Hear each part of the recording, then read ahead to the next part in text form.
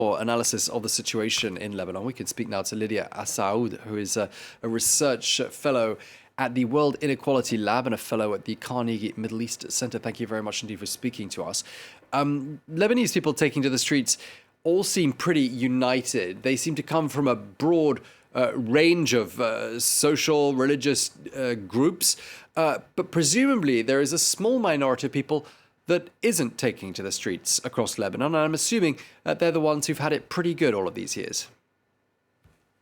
Yes, indeed. So what you observe today in the street, and first of all, good evening, and thank you for having me, is clearly linked, I believe, to the extreme level of inequalities that exist in Lebanon. So to give you a sense of this, a statistic that I think is really eloquent, the top 0.1% richest individuals in Lebanon, approximately 4,000 of the population, receives 10% of the total national income, which is exactly what receives the bottom 50% of the population, almost 2 million individuals. So there is a clear disconnection between, on the one hand, this rich individual, which coincides with the political class, and the rest. And hence, there is such a sort of division between us and them that I think explains a lot what's happening. Basically, the Lebanese are united in social and economic grievances, and this quite independently from their sectarian identities. Okay, so a real us and them society, as you say. We heard some concessions announced by President Aoun earlier on today, offering dialogue, making various other concessions. I mean, how do you think all of that is being digested by the people on the streets?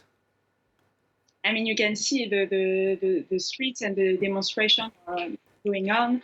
Clearly, after Hariri's proposal a few days ago, people stayed in the street and stayed angry. So I think they are not ready and probably won't trust the government again.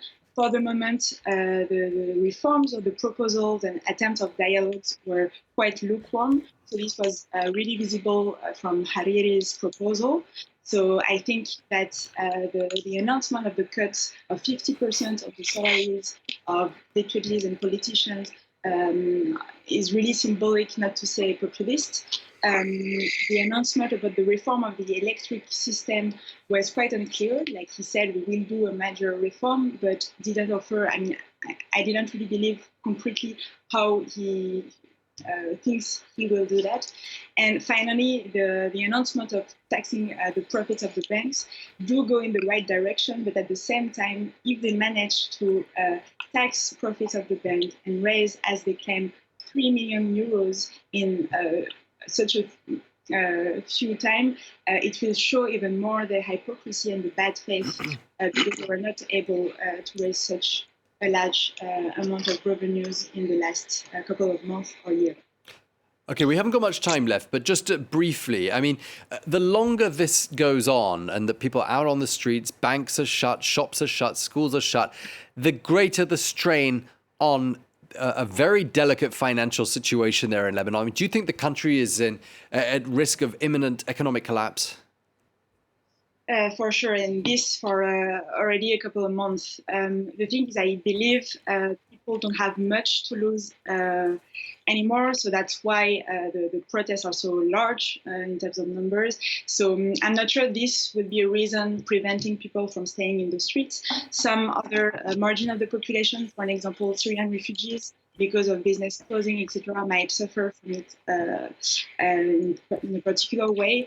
But they have not many things to lose more. So okay. That's to prevent the event from going on.